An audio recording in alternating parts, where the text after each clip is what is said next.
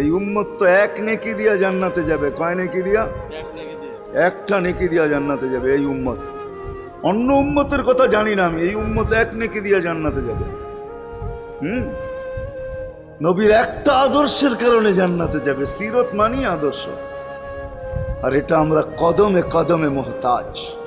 কেননা এই ছোট জীবনটা যদি গ্রহণযোগ্যতা পর্যন্ত পৌঁছাইতে হয় আল্লাহর কাছে, চাই নারী হই, চাই যুবক হই, চাই বৃদ্ধ হই, যেই মানুষই হই না কেন, যেখানেরই হই না কেন, যেই বাসারই হই না কেন, যেই বর্ণেরই হই না কেন, যেই পেশারই হই না কেন, যেই সোসাইটিরই হই না কেন, এই জীবনটাকে যদি গ্রহণযোগ্যতা পর্যন্ত পৌঁছাইতে হয় কার কাছে? দুনিয়াওয়ালাদের কাছে না, মালিকের কাছে, যিনি এক ফোঁটা পানির থেকে অস্তিত্ব দিছেন, যার কাছে আবার আমাদেরকে ফিরা যেতে হবে।